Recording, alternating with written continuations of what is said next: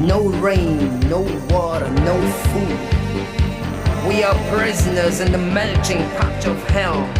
Oh God, help us!